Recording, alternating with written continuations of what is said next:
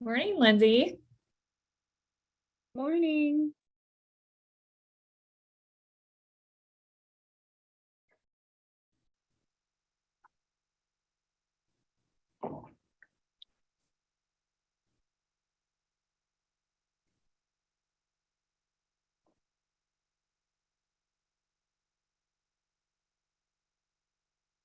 Good morning, everybody. Morning.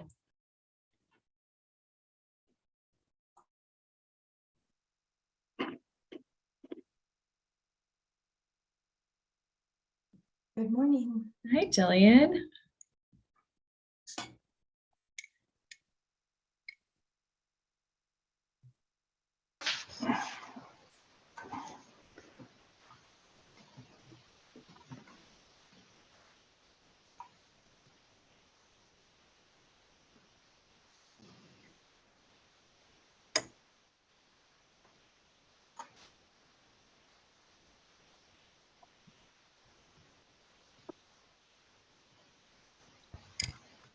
There.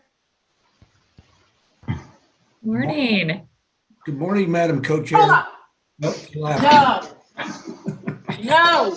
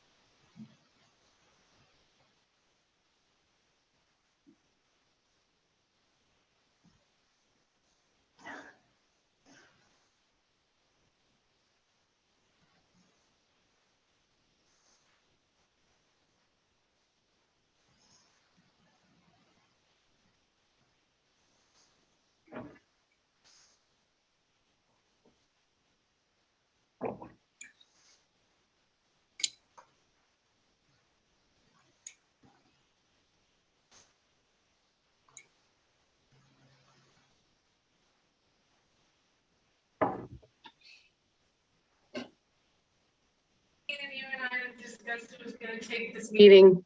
Sorry, didn't do that ahead of time.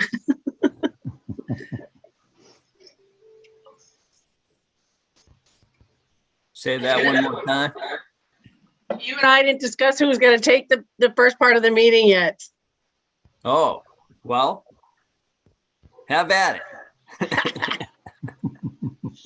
All right, I can't find my mouse, so I have to touch my Okay, screen. I'll have at it. I'm frustrated. I can't find my mouse anywhere. I think Eric sent us an intro, but offered that we could hand it over to him to do that. Is that right, Eric? That I'm happy to do that. Okay. Yeah, I kind of have the script right in front of me, but you're just going to see me poke the screen a lot. Sorry. But all right, so Eric, do you want me to start? Yes, let's go ahead. It's 10:30, so let's get the grants committee meeting underway. All right, so I am going to call this grant meeting to order. Today is November 14th, 2022. Do you want us to do introductions? Yeah, let's introduce the committee members that are online today. Okay. So I'll start. Barbara Boyer, co-chair of the grants committee. And let's go My to name is Dan Go Brown. ahead. I'm also co-chair of the grants subcommittee. Mark Labhart, ODFMW rep on OWEB and member of the Grants Committee.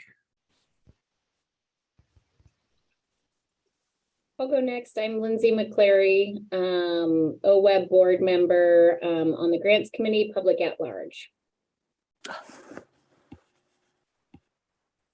I'll go All right, next. go ahead. Chris Allen, board member representing U.S. Fish and Wildlife Service. Do you want other board members to introduce themselves, Eric, or just the committee members? Yeah, I think we have Liza Jane on, who's also a committee member. Okay. Good morning. This is Liza Jane McAllister, Public at Large and OWEB co-chair. Good morning. Good morning. All right, and do we have any public comments? We Eric? do. We have one. What we thought Okay. we would do is we really have, other than public comment, one agenda item. So we will do that agenda item and then have public comment at roughly 11:45. Okay, and that's verbal? Yes, Okay, so there's no written public no comment? written comment. Okay, Correct. awesome. Thank you. All right, I think we're gonna pass the baton to you. Okay, thanks, Barbara, co-chairs, members of the committee, Eric Williams, Grant Program Manager at OWEB. And just as a reminder to all, this virtual meeting is being streamed live on OWEB's YouTube channel, and it is being recorded. And that for those of you watching on YouTube, the meeting materials are available on our website under the board and committee section.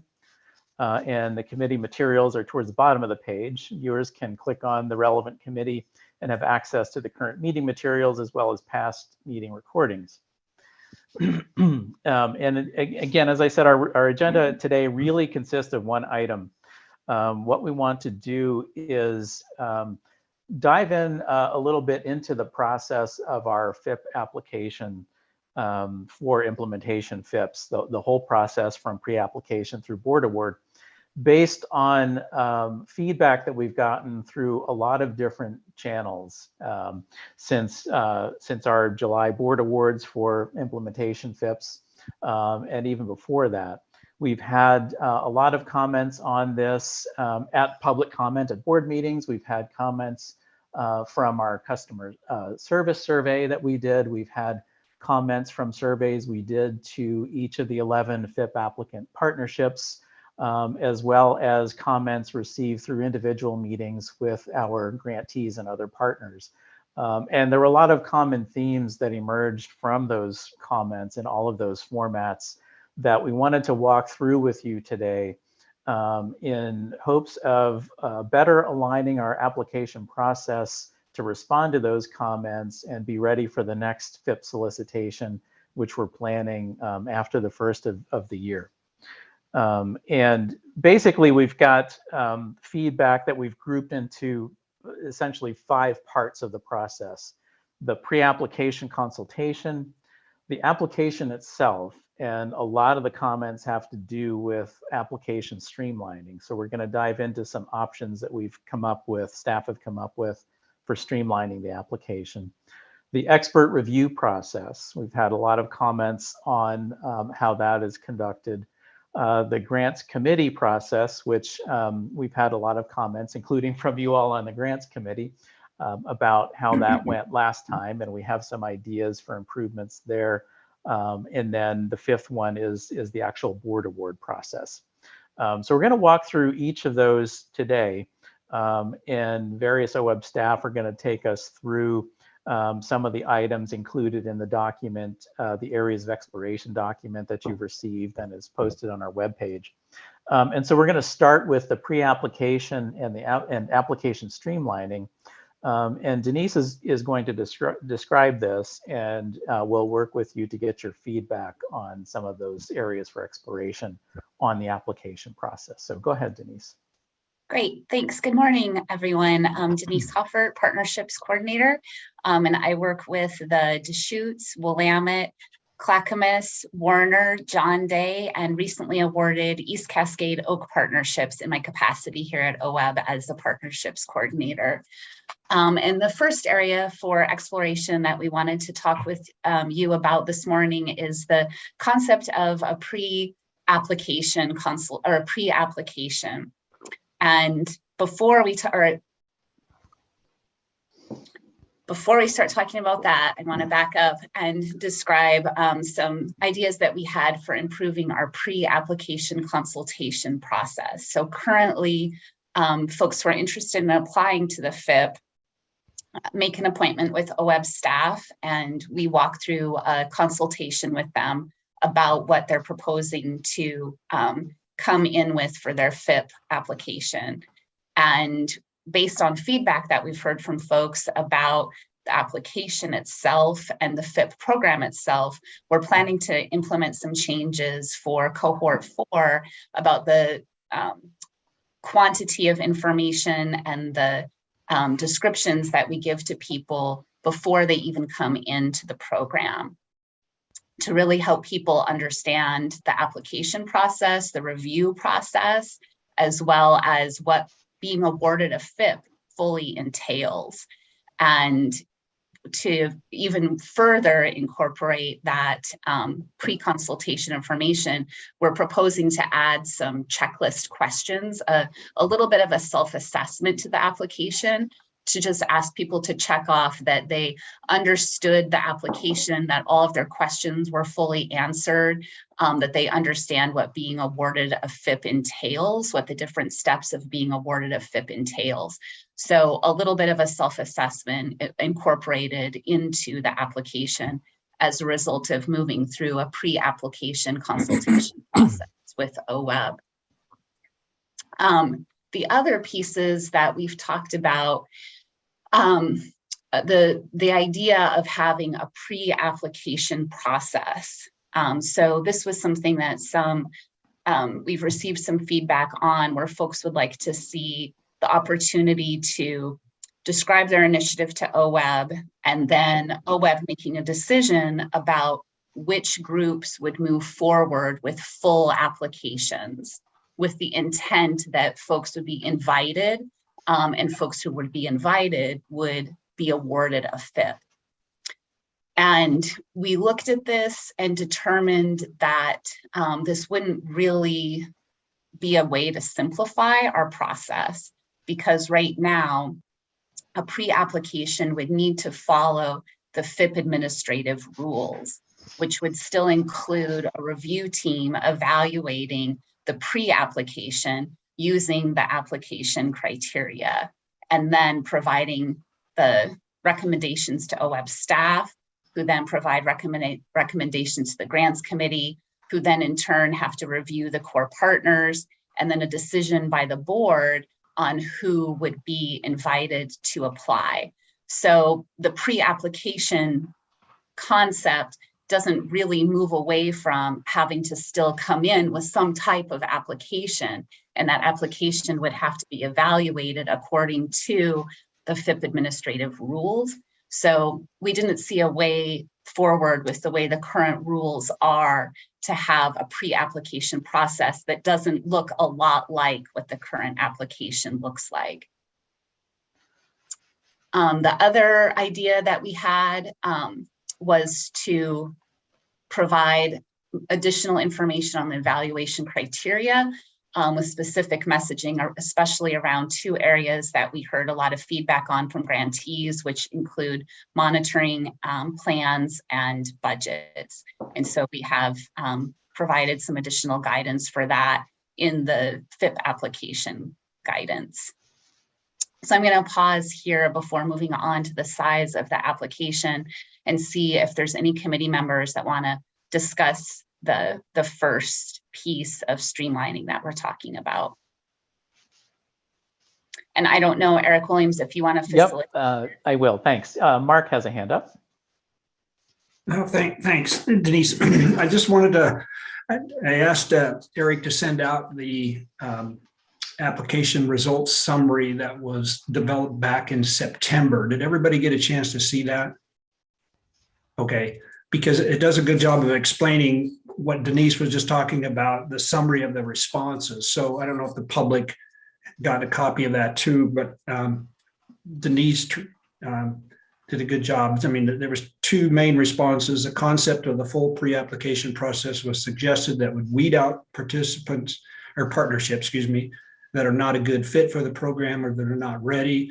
And the other responses were there are comments around messaging on evaluation criteria, particularly around monitoring plans and budgets. And Denise covered some of those in the areas for exploration. So I just wanted to make sure that we're addressing what the concerns were that we heard. And that's what Denise is doing with her responses. So for the public, what we're trying to do here is we heard you, and these are some ideas that are surfacing for discussion. So those are some of the comments that came out from the various groups. Thanks, Mark. And Liza Jane.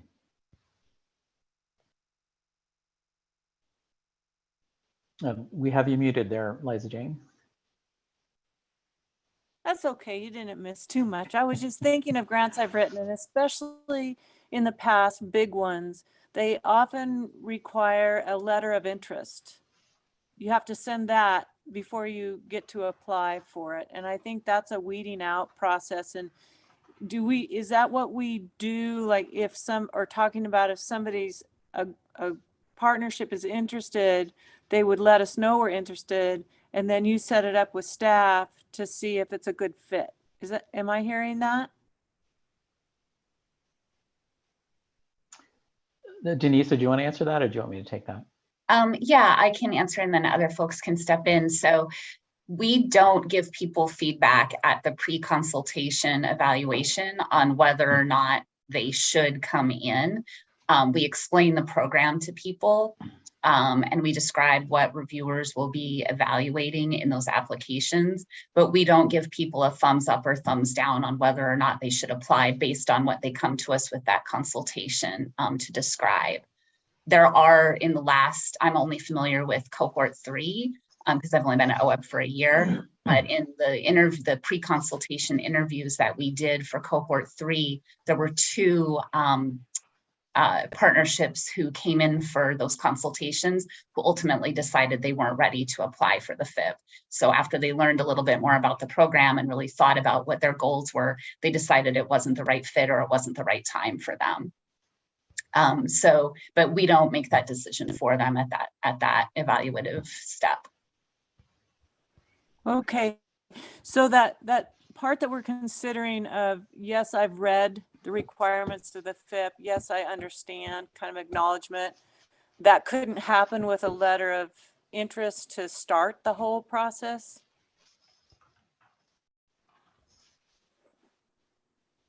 I don't know the answer to that. I'm sorry. Okay.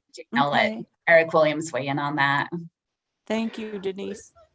Yeah, a couple of things, Liza Jane. We do go over eligibility thresholds at the pre-application consultation, and so, which mean things like you have to have a strategic action plan in place, you have to have a governance structure in place, and so we cover those things that need to be included in an application, and I think that the self-assessment checklist would help with that. And maybe take it a little bit further in helping the applicant understand what the evaluation criteria are. Here's how the applications are evaluated. And again, to just help people understand more fully, not only what the review and evaluation process is, and then as Denise mentioned, also after they're awarded, how does it operate? There's sometimes a misconception that it's a block grant, and it is not a block grant. The funds are not given in a lump sum to a partnership to then go ahead and do their work. Rather, they're awarded through individual project level agreements. And so there's review processes set up for those. And so that's something that sometimes isn't fully understood by applicant partnerships. And so by going through this self-assessment checklist, it would help a prospective applicant not only understand how the process is going to work to evaluate applications, but also what it means for the next 6 years after the funds are awarded. Yeah. So 2 more things. And that would be, I hear from the survey results that people kind of resent doing this much work and then not getting funded. Do you feel, Eric, that our current process of giving all this information ahead of time and really helping people understand what it is through this pre-consult is working? Do you feel like it's working, what we're doing now?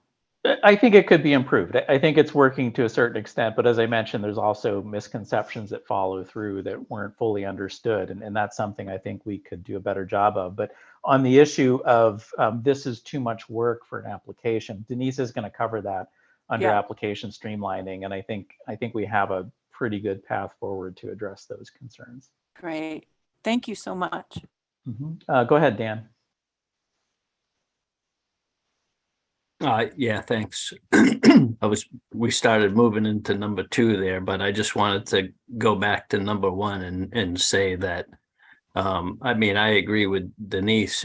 When I was sort of looking at that pre-application proposal, it seemed like it was either going to be a whole duplicate process or essentially kind of take the place of the sort of the real meat and potatoes in the technical review. So I was kind of scratching my head because when I saw it, I was like, oh, is this something that we're going to be talking about moving forward with? And I'm like, that's weird. But I'm hearing now that there seems to be consensus that it was an idea that was proposed. We sort of looked at it with seriousness in consideration, and that it sounds like we're kind of agreeing here that it's really not going to be an efficiency gain and may even result in more work for the applicant. Is that sort of where we're landing on that one?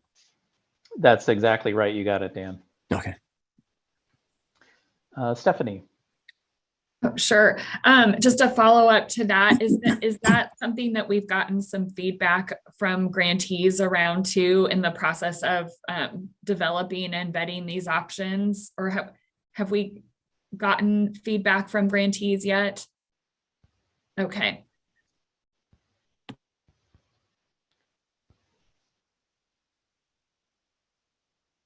Did you get an answer to that, Stephanie? I think I saw folks shaking their heads. Okay. So, okay. I know that there is a tight turnaround before the next application cycle, but are we going to have an opportunity to have some grantees provide input on how well our proposed solutions address the concerns that they raised? Yeah, as you said, we do have a tight turnaround here. And so we have received a lot of input through the various formats that I mentioned earlier, including a direct survey of the 11 applicant partnerships. And so that's what we're taking to come up with an improved process. And I think, probably from my perspective, one of the biggest ones is simply the level of effort required to put an application together. Particularly if you don't end up getting funded. It's a tremendous expenditure of resources on behalf of a partnership. And I think that what we're going to be talking about here in a few minutes is going to go a long way for that. And I think in the spirit of continuous improvement, we would continue to get feedback with each cycle to then revamp for the next one. But I think what I'd like to do is see where we get today with the committee's input on these areas for exploration. We do have one more grants committee meeting in December, before the next, before the solicitation would go out. So if there's any loose ends to clean up, we could do it there. But our intent would be to use this format to respond to the feedback that we've already gotten, which has been pretty extensive and pretty comprehensive across these 5 areas that we're going to go through today.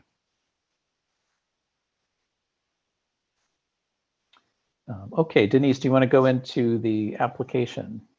Yeah, so we've received a lot of feedback on the application. And OWEB staff recognize, what a huge lift it is to prepare one of these and what a big lift it is to review them. And Dan has a hand up already.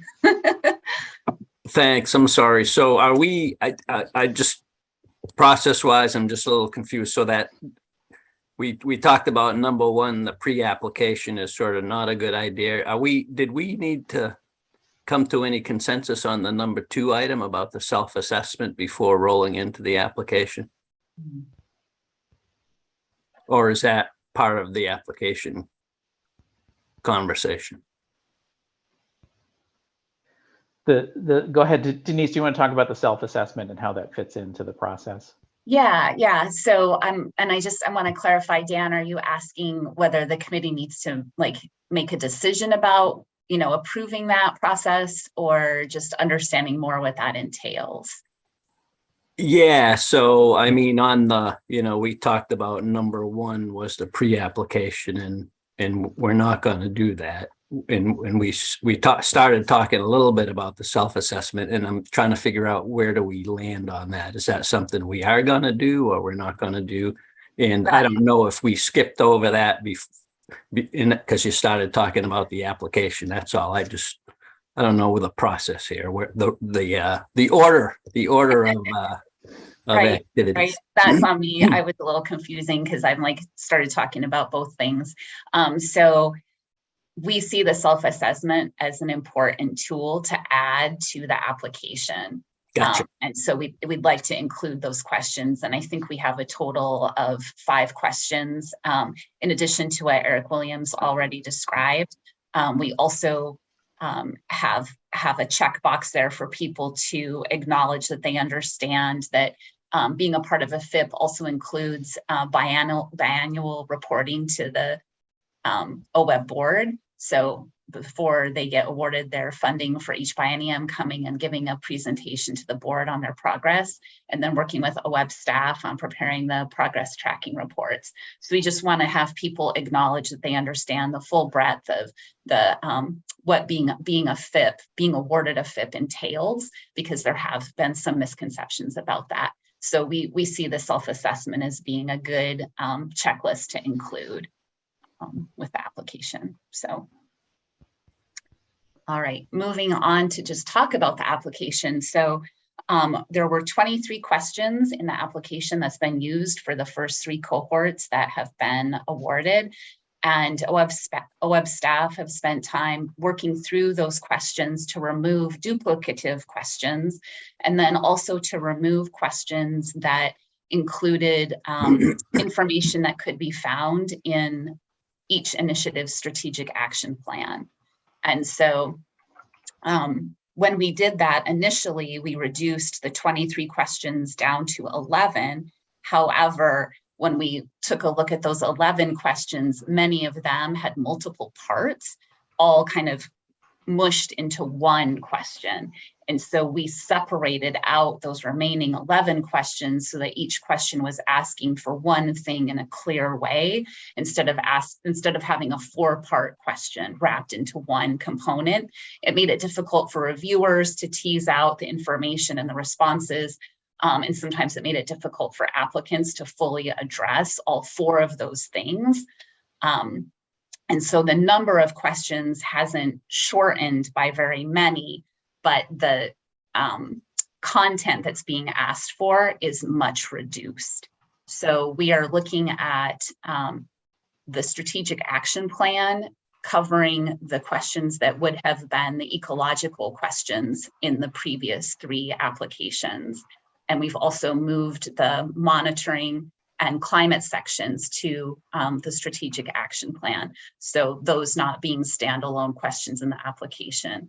So the application's questions will really focus on the partnership components of each initiative, and they'll be asked to supply a work plan for a detailed work plan for the first 2 years of the initiative, a budget, strategic action plan, and then, like I said, that short-end front application that we work to reduce duplication and move things out and into the strategic action plan.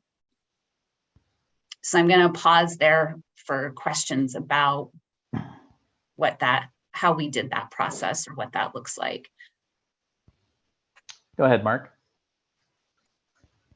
Okay, so one of the areas that the applicants or whoever provided the survey results, they commented that the work plan was challenging to develop. And so are we now saying that before we required it in one year work plan, and are you now saying, Denise, that we're going to require a 2-year work plan? Did I hear you right? Yeah, we always required, it's the first biennium. We've always required the first biennium's work plan. Okay, so when they're saying 1, they meant the first biennium. Yeah. And so how are we addressing that concern? We're still going to require it, and they're saying it's difficult, if I'm getting the wording correctly. The work plan is challenging to develop. So I understand we need to have some kind of an idea of what they're proposing. We can't just say, well, we trust you, give some of that. So yeah, I think 2 things about that, Mark, and I'll let other FIP staff jump in here as well. But I think that we've been talking about developing some templates for work plans as OWEB staff. Okay. That wouldn't be a requirement for people to use, but would be an option to say, here's how some folks have structured this work that have been successfully awarded initiatives. So folks can see some options for that.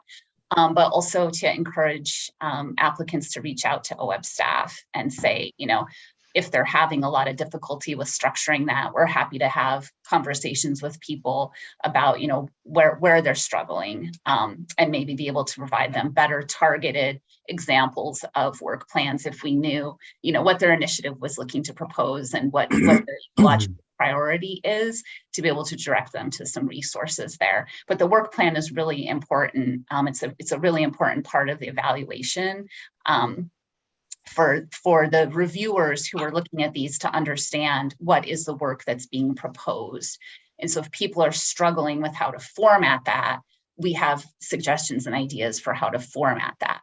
The content has to come from the partnership themselves, but if they're struggling with how to lay it out for us, we can be helpful with providing that piece. Sure, and I really like the idea of the template, because if you've got a template where you've already had some that were successful, here's some examples of previous work plans with templates that have been successful. So you might want to consider following that format. If not, give us a call and we can work with you. So great, thanks. Thanks, Mark. Go ahead, Stephanie. Just a quick question, Denise, is the sense that it is the structure of the work plan that was challenging for folks versus the content, or what did folks seem to find challenging about it? I'm sorry that I don't know what that particular person was referencing when they had challenges with that. And that isn't a conversation I've had with the initiatives that I've been speaking with. So I can't speak to that directly. Jillian, go ahead. Yeah, thank you. Good morning, all. Jillian McCarthy. Stephanie, in response to your comment, we did hear not just from applicants that the work plan was challenging, but also in the reviewer. The piece I do remember from the reviewer standpoint, because there was such a difference in the format and type of information provided between work plans, that it was challenging for them to review them, because they felt like they had a lot more information about the potential projects or proposed projects in one initiative application versus another. So part of that, part of the need to provide a template was from the reviewer's perspective as well. And Lindsay. Yeah, thanks. Good morning. So I really love the idea of taking the questions that mushed multiple parts together and kind of streamlining those and separating them out. I think it's going to make applicants and reviewers happier. So I love hearing that. Just in terms of like a process question and then a follow-up to that, like looking at the upcoming FIP applications, is this all conceptual that we're kind of talking about now, or have you already maybe kind of shortened up that partnership point part of the application? I guess, are you working through those things now, or are these all concepts? And then to follow up to that, can you walk me through a little bit more about how the ecological questions have been pulled out and they're focused on the strategic action plan? Are people going to kind of plug in, reference the SAP page 2 or page 8, or like how are those ecological questions structured?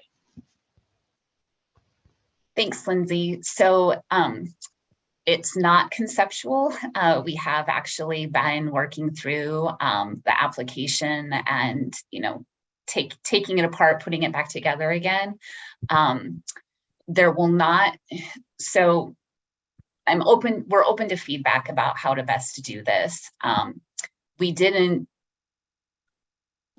plan on including the questions directing people to specific places in the SAP, but rather that folks would be reading the strategic action plans. So feedback that we got from both reviewers and from applicants was that they put a lot of time and energy and effort into building those SAPs, and then those SAPs were just not a part of the review process. And so to more fully bring those into the review process for cohort 4, we're planning to have reviewers actually be directed to read the strategic action plans. And those strategic action plans are prescriptive by OWEB. There's a certain template that those follow. And so that ecological information should neatly line up with OWEB's criteria, because the intention was always that that strategic action plan would be lined up with the FIP program. So there isn't going to be a section that or questions that directly ask for page numbers, but people will be reading the SAPs themselves.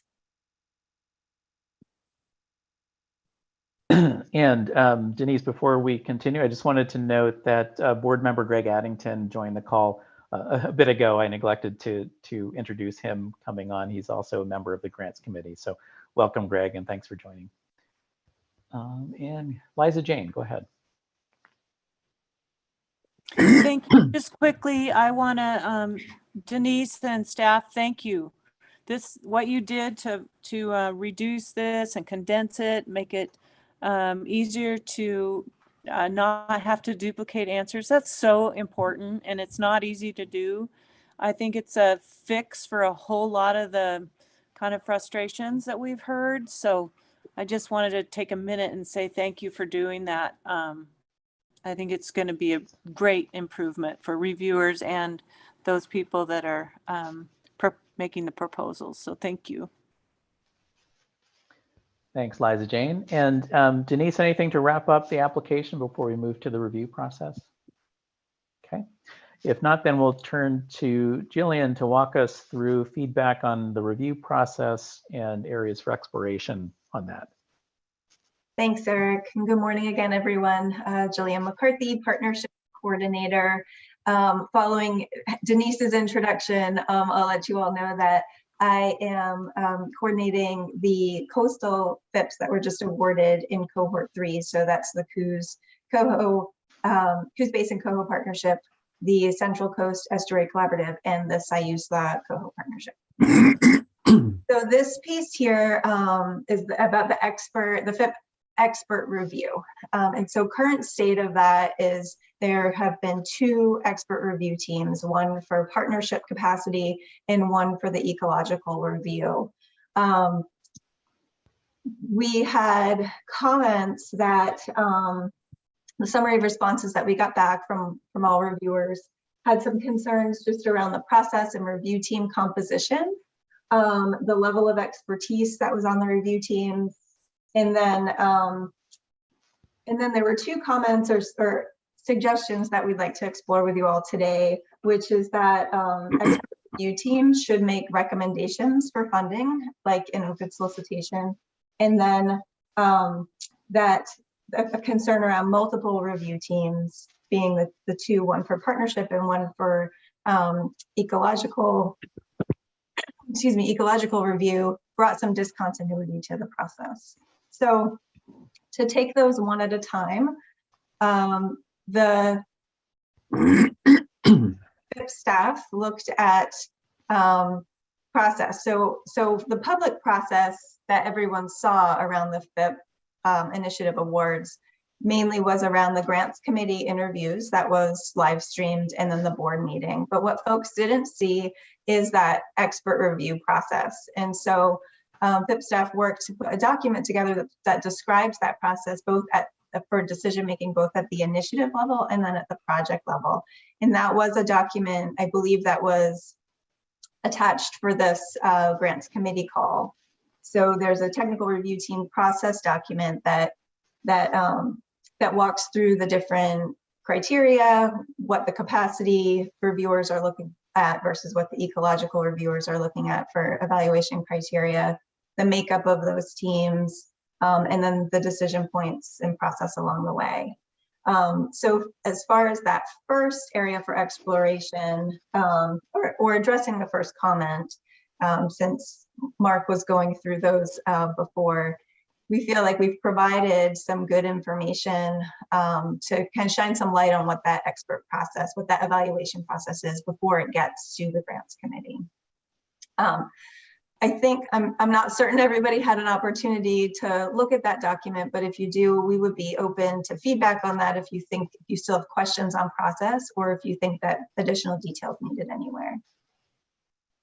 So the next piece, item 1 here for under areas for exploration. Oh, Dan, go ahead. I see your hand. I had a question on process, and you know, as you all know, I'm new here, so I don't have the kind of experience with process that many of you have. And this might not be the time to interject a question, but it seemed like, you know, one of the things I was asking about the review team during the FIP kind of meeting last time was whether or not there was a staff recommendation for kind of the funding. And I feel like I heard that there isn't a staff recommendation because it's for the board to make.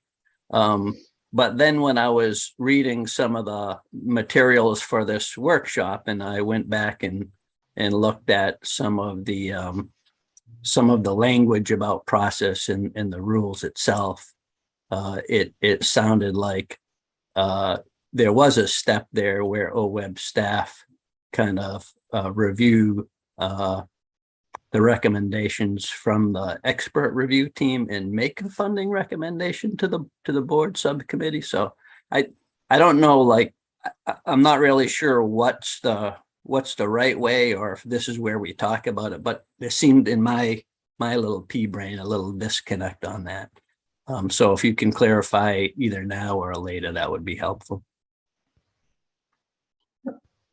So does that make sense? It does make sense. And I think there is some confusion around there has been some confusion around who makes the recommendation. The process for making recommendations is specified in the program rules. And Eric Hartstein, because I'm not as well versed in the program rules as you are, I might kick it over to you to see if you can respond to Dan's comment. Yeah, thanks, Cheyenne. Thanks for the question, Dan. For the record, Eric Hartstein. And Dan, you're right. The program rules do state that staff makes a recommendation following the expert review team evaluations. In this case, you know, the recommendation was we took the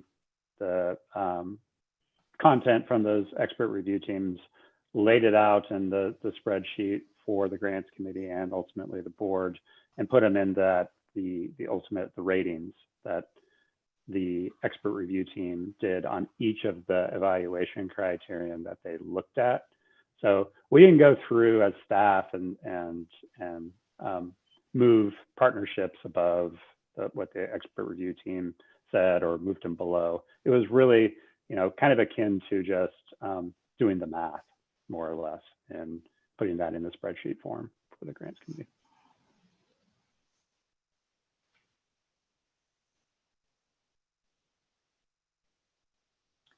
Go ahead, Mark. So sorry about all the questions, but to kind of follow up with Dan.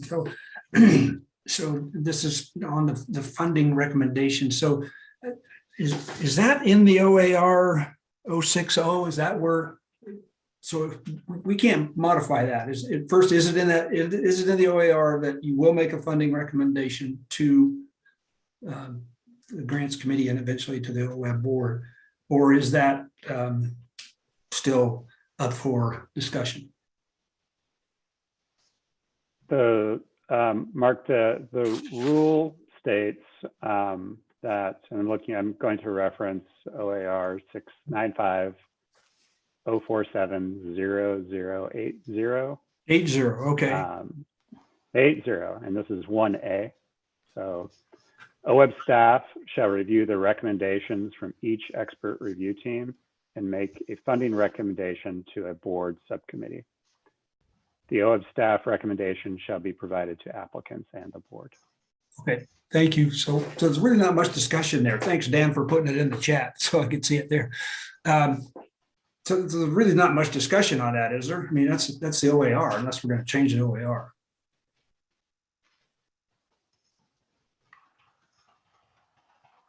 I'm needing somebody to say, yeah, that's correct, or no, it's not. It's sorry. Yeah, I was typing some notes following the discussion. Yes, that is correct, Mark. The board, of course, can change rules, and we're going to be due for a look at these rules in 2023. We try to make sure we're looking at rules every 5 years to see if we need to make changes. But so it is within the purview of the board to make changes to these rules. But that is what the rule currently specifies. The only comment I have is it makes it really easy for the OWEB board or the grants committee because we've got a recommendation in front of us. But it also makes it, and I see this all the time in ODF and W, when staff has a recommendation, it's tough to possibly change that recommendation because it's gone through that, and the staff recommendation carries a lot of weight, at least with me, when that comes about. So there's pros and cons to it both ways, I can see. So. Yeah. Liza Jane. Actually, can I just follow up? Go ahead, Dan. Yeah. So Eric Hartstein, I think, so I sat on the committee. I didn't feel like I got a staff recommendation, but I think what you're saying is I did get a staff recommendation, and the staff recommendation was pretty unbiased. It was basically, we think you could fund any of these, and here's how they were scored, basically. But it wasn't, so in other words, and I'm not sure what's right or wrong here. There wasn't sort of a direct, like with some of our other grant programs, we have a direct, like, you should fund this one and this one and this one. And in the case of the FIP, we didn't get that direct, you should fund this one and this one and this one. We got this sort of plate of proposals that were all excellent, which made our job extremely difficult. And I'm just trying to get to, I don't have a preference here. I just want to make sure we're all on the same page about expectations and where we want to go with this. So I guess I'm asking the rest of the committee, are we all good with sort of getting kind of it gets into what Mark said, there's pros and cons, right? Of doing it either way, where you have the direct recommendation that then makes it difficult for us to change things if we wanted to, or we get this sort of blanket, hey, these are all great, have at it. So I just feel like we should make sure we know what we want to do going forward. That's all. And Liza Jane, is your hand up on this topic or a different topic? I just need some clarification. I might be jumping ahead, but I did see on number 3 there that we could consider having the technical review teams rate them, and that information passes to staff, which then passes to the committee. And am I clear that that's not happening right now, and it could happen the same as it does with open solicitation? So each review team, that the expertise, then they rate them, and that information passes forward through the process. Yes. Is that not happening with so FIP? what currently happens with the FIP is that the expert review teams are rating the initiatives based using the evaluation criteria. So you all received the evaluations that had high or high minus or medium plus, right? Those were the ratings that the evaluation that the review teams gave on those criteria. So we are using that, staff are using that to form those evaluations that then get passed to the grants committee for decision making. What's not happening in the FIP program that does happen with other review teams and other programs is the recommendation to fund or to not fund.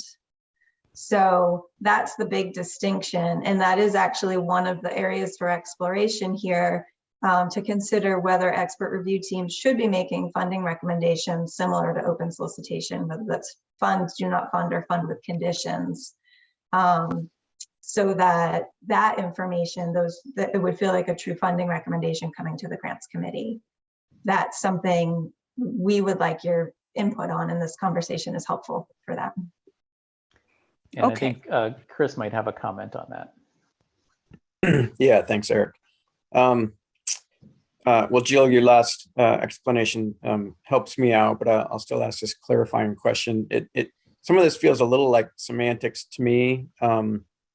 Eric Hartstein, your explanation of essentially doing the math with the expert technical review team providing rankings. It clearly isn't a recommendation to fund or not, but it really makes it much easier for OWEB staff and for the board to see what is the highest quality project to fund. So I guess I'm still looking for clarity on the question as to whether we want the expert panel or expert review team to make that more explicit. Fund, do not fund. Is that the question here? And if it is, I guess my initial thought, and I'm like Dan, I'm also new to this committee in understanding the FIP process, but just off the top, it feels to me like that ranking of proposals is a significant step that probably doesn't need a fund, do not fund, as long as the OWEB staff and board get to make that election. That's my thoughts off the top. Okay, thanks for that, Chris. And that kind of mirrors the process that we had last time, where essentially doing the math leads to what could be considered a ranking, because you could put them in order from high plus down through medium and low, but it did not come with a recommendation of which ones should be funded or should not be funded. And that, I think, is the question Jillian is posing. There's really two parts to this: the single review team versus two review teams, partnership and ecological. And then the second part is the recommendation. Is it this ranking? Is it a fund, do not fund? So Jillian, did you want to finish up more on the single versus two teams and then finish the conversation about the fund, do not fund? Yeah, thank you, Eric. So one concept that was proposed from our survey results was having a single review team, and that would include the partnership reviewers and the ecological reviewers. We would still have to designate partnership reviewers and ecological reviewers, and they'd still be evaluating for those specific criteria. But there would be more continuity in that they would be hearing the full conversation of all of the projects. This would be likely, it would take a longer amount of time for single meetings for sure, but there is some merit there in having everyone hear all of the conversation. And Mark, and then Barbara. Okay, so I'm sorry, but I'm confused now.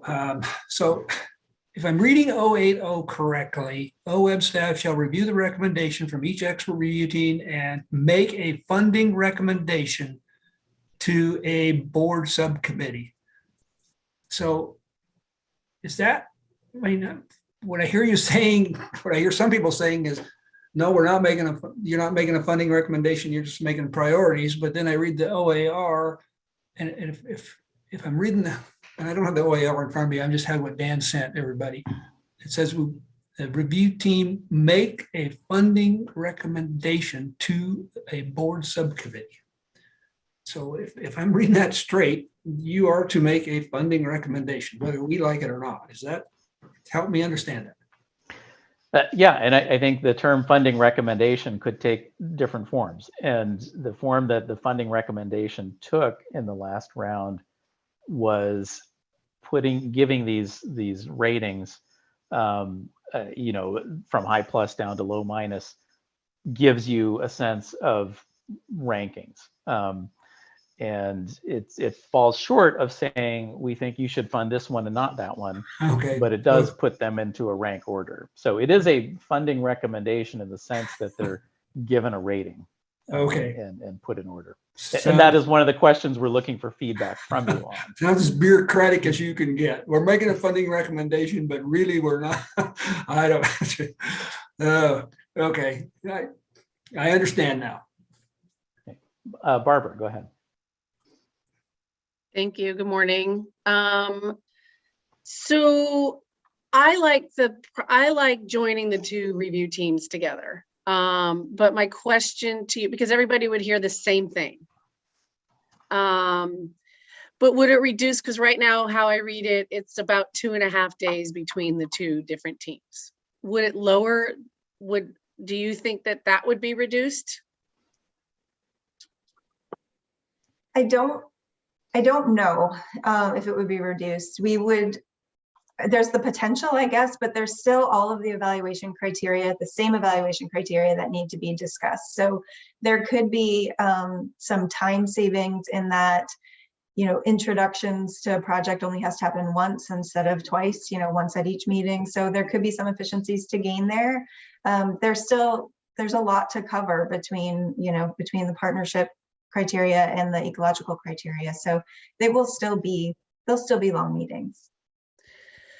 So to follow up on that, I like combining them, just my view. I think having the two teams in the same room, there'd be a lot of learning going on between the two teams too. So I support that process. Okay, thanks, Barbara. Do other committee members have strong opinions on the single versus two teams? Lindsay. Yeah, thank you. I also like the idea. I'm just wondering, is there a lot of overlap between the partnership group versus the ecological group? I'm familiar with the ecological group, so I can speak a little bit to that, but are there representatives from similar agencies sitting on both?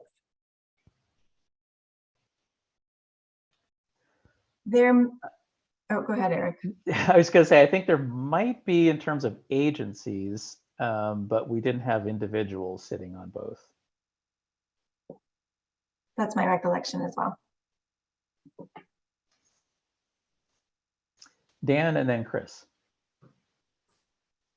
Yeah, I was just going to say, I don't have a strong opinion, and I agree that there could definitely be some sort of benefit of getting, the two teams sort of together. But I honestly, I defer to you all as far as deciding what's going to be the most efficient. I think what I wanted to say is that I've sat on, I haven't been involved with OWEB grants, but I've been involved with other grants where it's sort of there's two things that are really important. One is the partnership and the capacity of that partnership to be successful. And the other is, the technical part that they're actually, doing sort of what needs to be done to meet the priorities of the program. So I'm just trying to acknowledge that there are two distinct sort of questions that determine the ultimate success of a project in my mind. When I said I participated in that before, we did sort of combine and talk, and it worked pretty well. And so I would say that, yeah, I'd be supportive if you all think that that's going to be a good way to move forward. I'm totally supportive of it, in recognition that there are kind of two big questions to answer. That's all. Thanks, Dan. And Chris. Pretty much echoing Barbara and Lindsay and Dan here. I don't have a strong opinion, but I guess I would lean toward combining. I suspect, I guess, given some of my experiences with my agency's grant programs, that there would probably be some efficiencies gained by combining. So that's my leaning. But again, like Dan, defer a bit to others with more experience and expertise here on this issue. Thanks. Thanks, Chris. And Liza Jane. I would support combining for that topic, but I'm backing up still to OWEB staff making a funding recommendation, aligning with the OR, and I think it's helpful information, and I wouldn't be tied down to it. So So I respect the staff and that would be more good information prior to reviewing. Doesn't mean that we have to follow the staff recommendation, but it is helpful and it does seem to align with what we're supposed to do. I don't know if we just went by that, but I wanted to back up and say, I think that would be helpful, more than the way we're doing it, unless there's a reason we're not. Yeah, we did not blow by that. We wanted to just take care of the single versus two review team question, and it sounds like we've got consensus on that. So now we are on to the fund, do not fund recommendation, and whether or not there should be that level of recommendation from the staff. And I think we've now heard from a couple of you that it would be helpful. I'll just say that the piece from staff perspective, I think the reason that the program had been structured this way for the first 3 cohorts is just with this level of investment. I think staff wanted to defer more of the decision-making process to the board and its committees. And that, that's why it is this way. I think Mark is correct that it kind of seems bureaucratic that the language says make a funding recommendation, but the recommendation is actually a rating and not a funding line as is typical. But there really, I think, has been a strong hesitation on the staff's part to go that far with something that amounts to in excess of $10 million being awarded by the board at one time. I think there's a little bit of discomfort there with staff taking on that much of a lead position in that, given that in other programs, if you reflect on open solicitation, I think we have a well-honed process there that there's, the integrity of the process has been proven with our expert review teams that lead up to the staff recommendation that, from time to time, there are questions about individual projects, but overall, I think the process is robust enough and has enough of a track record that people have a level of trust in it. This one being, as Denise mentioned, even though we've funded 3 cohorts, it's still fairly new, and still we're still feeling our way through what's going to make the most sense there. And I see Mark has a hand up, so we'll go to Mark on this, and then Dan. Okay, so I'll just add one more weight to the single review team. That's in support of giving it a try. So back to Liza Jane's point. So if we could say, let's see if this has any weight. Consider having, this is in the write-up, consider having the review team rank applications to provide OWEB staff with a ranked list of projects for funding that can be used as a funding recommendation to present to the grants committee. In other words, stay the course. Is that correct, Harry? Is that kind of what we're doing, stay in the course? On the single versus two review, or are you back on the fund, do not fund? I'm not following you quite closely there, Mark. Oh, I'm sorry. I wanted to support the single, but then I jumped right back to okay. the funding. So, okay, yeah. Thanks. Yeah, and so that's the open question: is do we continue what we've been doing with ratings, or do we take it a step further and go for a traditional sort of staff recommended funding line approach? And I would lean toward staying the course. That's part of our job, to listen to staff. Okay.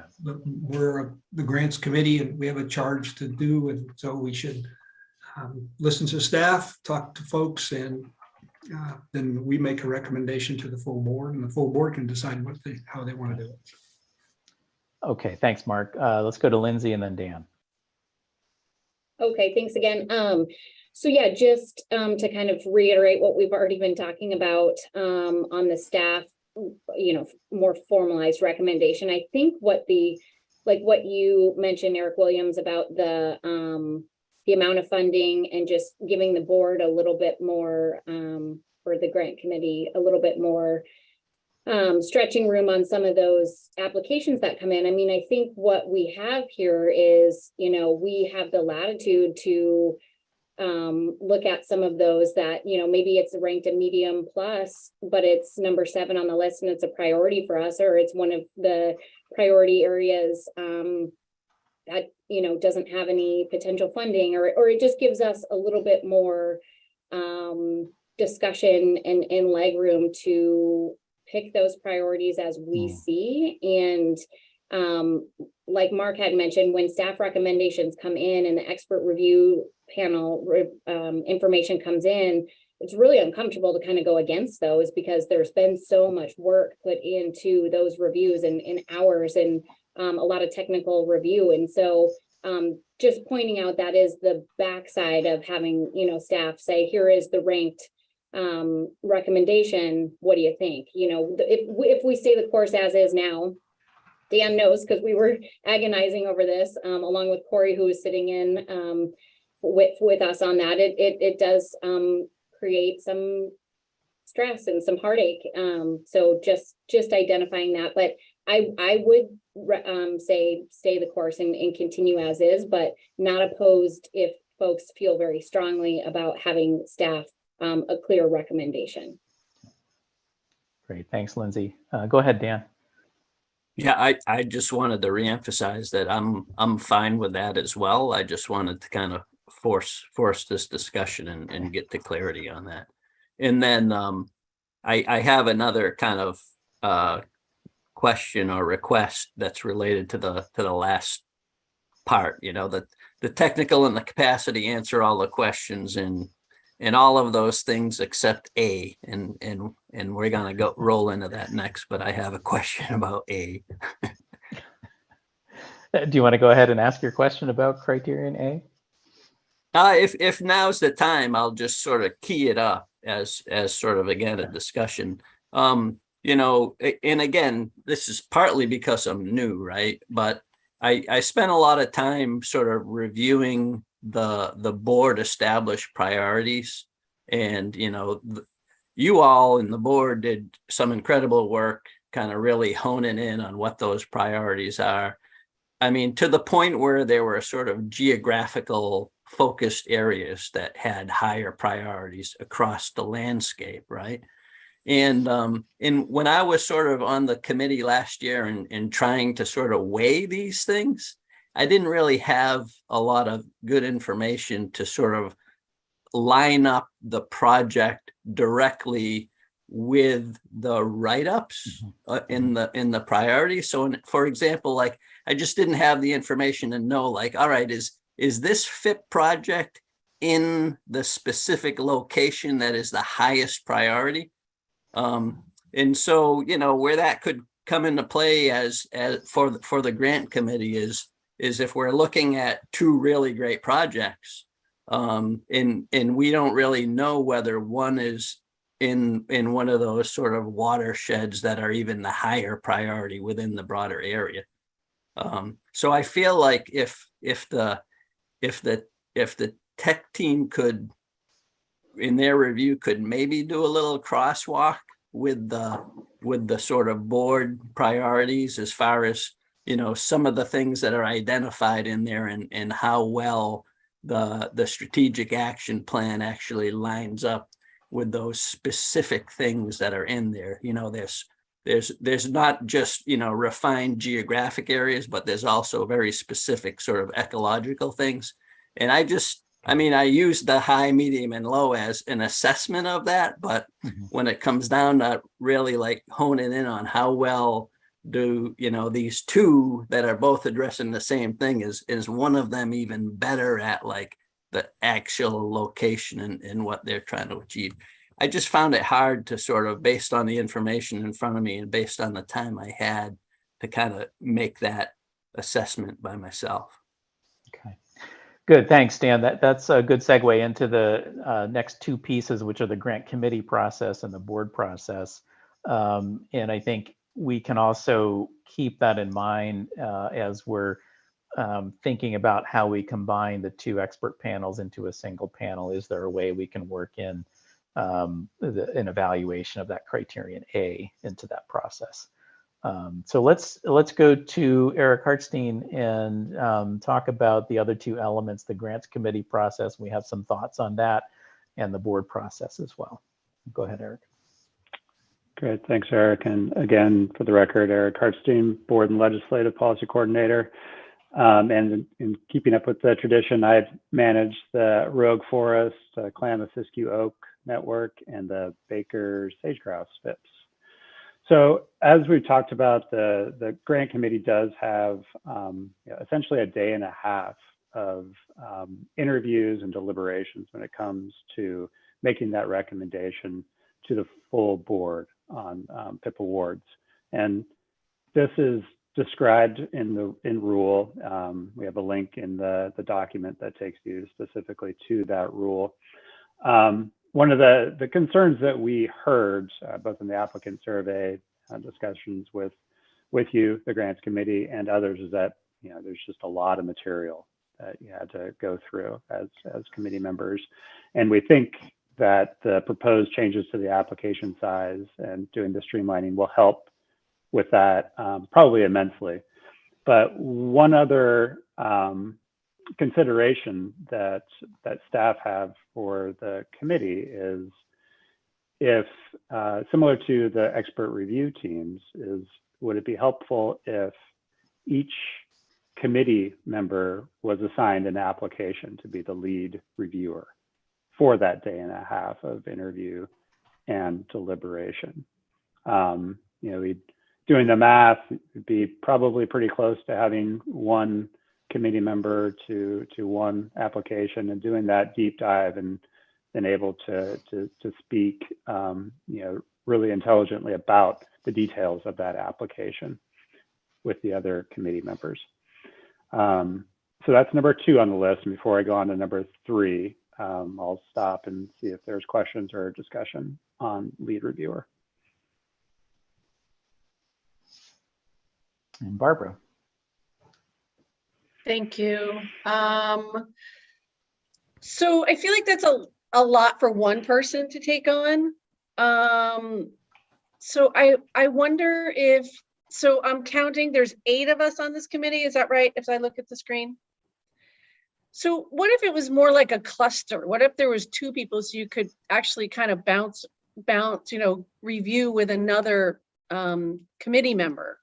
So kind of like clusters. So, say there's 2 people, maybe it's 3, but I kind of feel like maybe if it was a group of 2, you could review 2 or 3 instead of 11.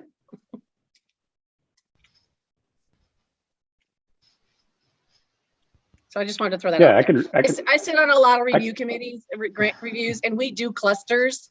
And it is helpful when you're not reviewing all of them, you just review some of them. And that's your focus when it comes time for the deliberations and the interviews. Yeah, thanks, Barbara. And I should clarify that the intent here would be for grants committee members to have to be a lead reviewer and then a backup. So you would be kind of intimately aware of 2 of the applications and then be able to bounce those thoughts and ideas off your other grants committee lead or backup. And Mark. Well, what we do on the Oregon Conservation Recreation Fund is we have a group review all the applications, and in some cases it's 50 applications. Of course, they're not FIP applications by any means. They're short, small applications. And we get a little bit of complaint, but also we get them to say that instead of having one person review one application and giving you one opinion, we have a broad, diverse opinion and they rank them. So I lean toward, I volunteered to be on the grants committee to review grants. So I kind of lean toward send me them. There's only one process for FIP grants, every once in a while. We're not doing it all the time. So I don't know if you had me review one grant or one application, and then I tell you all about it, how you're going to go, well, I have a question about this and this. And so I just think maybe we ought to, I don't know, I could go with a lead with maybe one person following up so they could give an opinion also to the rest of the committee. But I don't know about one doing it. It would be, I don't know. I kind of lean toward having more of us because we volunteered to be on this committee. And if we volunteered to be on the committee, we ought to be reviewing all the grants. So that's my thought. Thanks, Mark. And I think that's an important piece for us to keep in mind as we're talking through this. We have used lead and backup reviewers in other review processes at OWEB. And the expectation isn't that you only read the ones you're lead and backup for, but that you read the ones that you're lead or backup for in greater detail, but have some familiarity with the other ones as well. So that when the committee meets to discuss the applications, the lead and the backup have a more thorough understanding of a couple of applications, but at least have familiarity with the other ones so that you can speak to them as well. So maybe that's kind of a hybrid approach that meets what you're getting at, Mark, of having a responsibility to understand what's in each application before. That makes me feel better. Yep.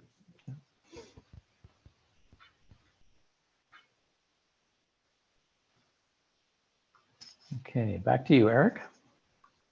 Okay. So number 3, what we have before you is that during the last offering, the grants committee met virtually to do the interviews and the deliberations. In the first 2 FIP cohorts, that meeting was in person, so that the committee actually interviewed partnerships who traveled to Salem to conduct the interviews with the committee, and then there was the committee deliberations on that second day.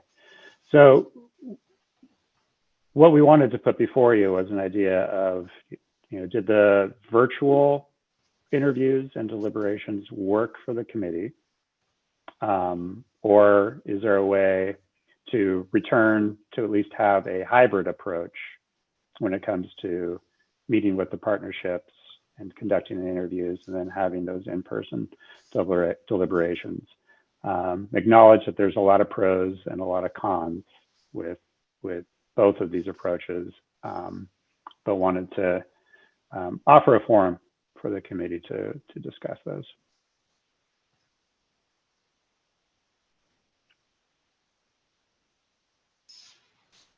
Go ahead, Dan, and then Lindsay. Is there a, Eric, do you have a sense of, I honestly, for either one works well for me. So I'm more curious about whether or not we think the applicants have a preference. I'd be inclined to sort of focus on the applicants' needs and wishes, because I could do either. That's all. And I don't know if we have a sense of that or not, but I like the idea of meeting people where kind of they're at and where they want to do it. Yeah, just a quick response to that is I think we totally agree. And that's why we would have an option of a virtual interview.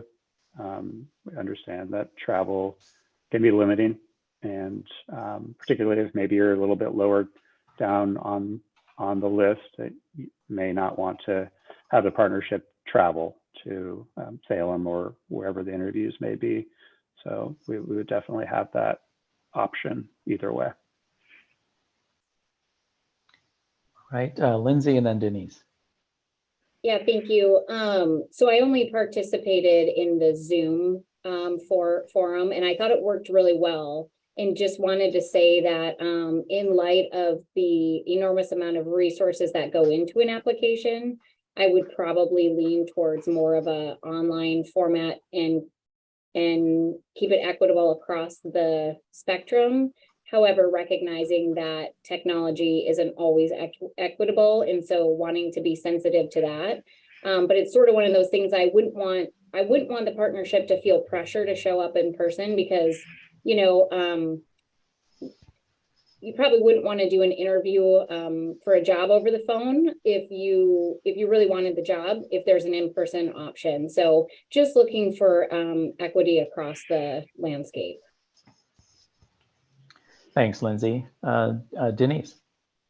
Yeah, just remind me, Hartstein, didn't we do a poll of cohort 3 to ask if they prefer in-person, all virtual, or hybrid for this group? I thought that we did, or maybe and then The other thing that we talked about as staff is if we were going to have an in-person option for folks, would be the opportunity for people to ask for a travel stipend to help with covering travel costs and hotel costs, recognizing that some people might have to come for an overnight to be able to make their interview time. So. Right, that's definitely an option with the travel stipend, considering this would be an expense on those partnerships. I don't recall if we asked cohort 3 around the virtual or in person. I think, you know, the decision may have been made kind of in the thick of a COVID wave when we decided to have all virtual. All right, I want to keep us on schedule. We are due to end at noon. It's 11:47, and we've got one more piece of the process to walk through, and then we have one public comment to make. Eric's going to walk through board process, but we've got a couple of hands up, Mark and then Liza Jane. Okay, sorry, but just a quick one. One of the comments was the grants committee could have more board members participating. And I think I've been on the grants committee since the beginning when we didn't have very many members, but we have 7 now, which is like 40% of the whole OWEB board. So is that not an issue anymore with 7 of us participating? I think we've addressed it with the increase in membership, and Okay. Thank you to the new members, Chris and Greg, who volunteered to be on, and Liza Jane as well. So condolences too. So. Yeah, and thanks, Mark. Liza Jane. Yeah, many hands make light work, right? And I don't know, I can't follow our decision making here, but I'm backing up again. Sorry. To a lead, having these applications assigned to a lead and then a backup, and I'm thinking about how that impacts these interviews then with the FIPS, with our committee, because if we haven't all fully read those, maybe that's leading into some of this board award concerns that we're not informed. And have you seen that? And do you believe that that would impact those interviews if we haven't all read all of them thoroughly, So Yeah, thanks for that, Liza Jane. Yeah, and that's what I was alluding to earlier, where if we did use a lead reviewer system, it is important to also review the other applications, maybe not as thoroughly as you do the one that you're the lead on, with the concept being that the lead reviewer could perhaps answer questions other committee members have about that application.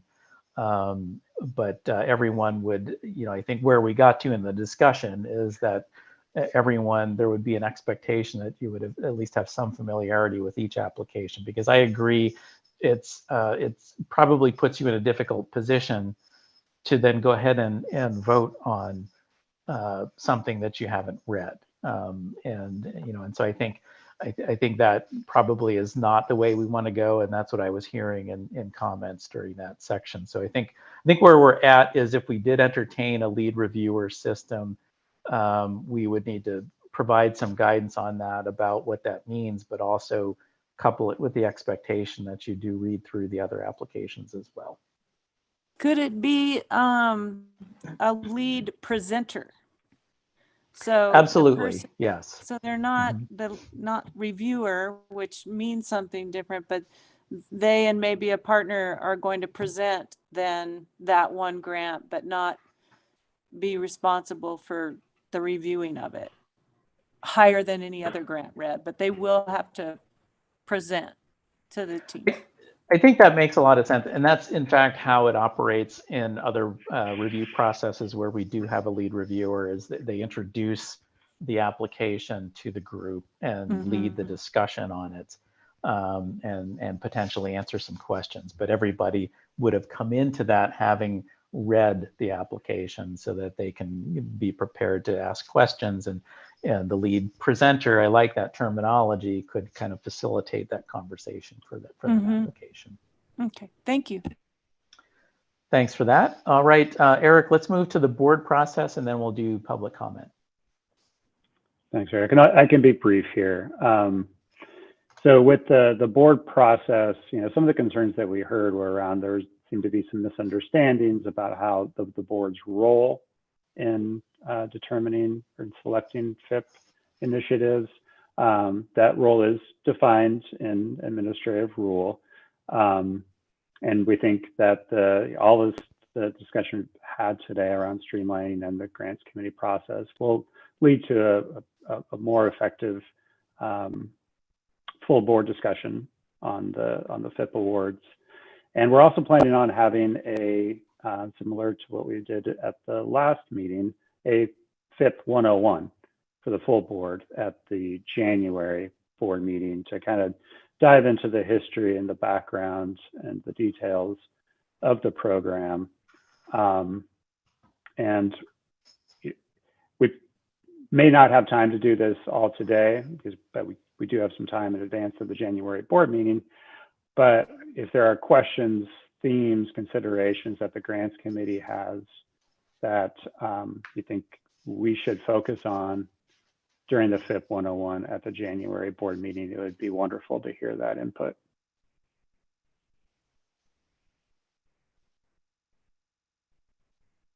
Yes, Stan, and then Liza Jane.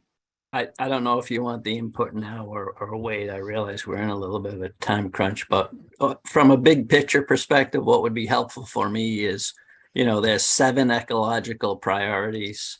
And, one of the things I was trying to figure out in the award decisions this past go around is, the distribution of resources across those 7 ecological priorities and how important is it to spread it around and where is it currently? And that's sort of one thing I would like to hear a little bit of discussion about. Great. Thanks, Dan, and Liza Jane. My notes on that were just the history, the present, where we are presently with that, and where we see the future of the program going, sort of intentions along the stretch, since we do have new members, and not making assumptions that any of us know anything. All right, thanks, Liza Jane. Thank you. Okay, and Eric, is there one more piece on board role that we wanted to hit? I think that's it. Okay, I have just one, and I think we'll need to incorporate this into our staff reports leading up to board awards. But and that is just simply that there is an expectation that the board's role when it comes to the award decision is to make sure they've read through the evaluation materials. That was a comment that we did hear frequently in our feedback. That it wasn't clear to some of the folks observing the board meeting whether or not board members had read through the evaluations. And the applications, of course, are lengthy and detailed. The evaluations are relatively concise, a few pages versus hundreds of pages. So it's a little lighter lift for board members to go through that. So I think that was the only other piece that I wanted to mention under board role. And so thank you for that, for the discussion of all of these aspects of the process. I think we have good feedback to proceed. We'll give you a brief update on this at the December 1st meeting as to where things stand. We do have a couple of other agenda items I wanted to note for December 1st as well. There will be a couple of monitoring requests that we'll preview for you. That will come before the board at the January meeting, just so that you're aware of those. We'll have an update on the Division 5 RAC process to talk about. And then another decision point for the grants committee at December 1st meeting, we will be asking you to make a recommendation to the full board on choosing among 4 applicants to serve as the OWEB appointed representative on the Oregon Agricultural Heritage Commission, representing natural resource interests. And so we'll be providing you with the materials from the 4 applications. Those are fairly brief.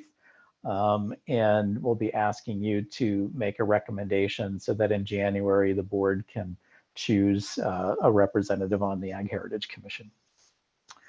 And so that concludes our agenda, and we now can turn to public comment with the co-chair's permission. We have only one request for comment, and that is from Ken Beerley. And so Ken, if you're on the line, the floor is yours. Thank you very much. For the record, Ken Beerley, retired from OWEB a long time ago. I really like the questions that Dan and Liza Jane asked at the end. It's really the board's responsibility to look at the larger question. What's the OWEB's role in these partnerships? These are significant and important investments that is very unique to the state of Oregon.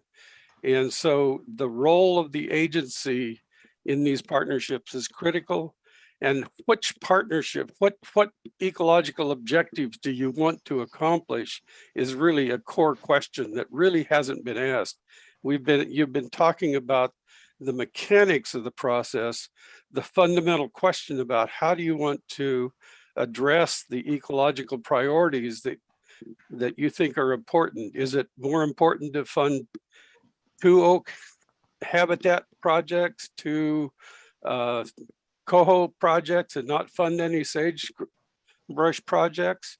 That's a question that only the board, in my opinion, only the board should be wrestling with. And you don't have a forum yet that really presents that. When the projects are presented to you in a ranked order, that becomes a very difficult conversation, as you noticed last December. I think also the question that was raised about a pre-application process or letter of interest, yes, it would take a change in administrative rules, but I do think that is something deserving of further exploration. Many large funding programs do that. It's not it's not restricted to the Murdoch Foundation, but it is a program, it is a way to focus your energies on where you want to put your resources. So I think that's an important issue that hasn't, that needs further resolution. I understand keeping the process similar to what it was is great. As far as the length of the evaluation process, length of the application, this is a large, long-term investment. Having people deliberate is really important. So I think that your notions of how to streamline that are very valuable, but don't streamline it to the point of reducing the need for people to really struggle with being clear about what they want to do. My only suggestion is to wrestle with how you make decisions about what priorities are important for the board to accomplish and how you're going to mix these applications, the given applications that you have, with your past and current investments. And then what's your role, particularly as it relates to these investments that are trying to accomplish fairly large ecological outcomes. That takes time. And 6 years, despite the fact that 6 years, this is a major investment of time. 6 years is a short period of time to accomplish any of these ecological outcomes. And also, some of them are better known. We've spent billions of dollars looking at what's limiting for salmon. We've spent zip trying to figure out how wetlands work in a drying eastern playa situation. So there are differences among them, and that require different approaches. And I think that those kind of deliberations on how you want to make your investments really benefit the people of Oregon, and the resources that are critical to the people of Oregon are important. And I really appreciate the opportunity to provide input. This is a critical program. It's one that has great importance, and I'm pissed off that we didn't get funded, but thanks. I'd be glad to answer your questions. Thank you, Ken. turn it back over to the co-chairs to see if there are any closing comments, questions, or anything else you want to talk about today. I don't have anything. Dan, you want to close out? Sure. First off, Ken, thanks for taking the time out of your day to provide comment to the committee. We really appreciate hearing from folks. So thank you for that. And did anybody have any other questions before we call it for the day? All right, then I think we're good to go. I'll turn it over to you, Eric, if you need to say anything before we hang up. All I'll say is we're adjourned for the day. Thank you so much, everyone, for your participation today. Really appreciate it. Thank you. All right, thanks. Thanks, everybody.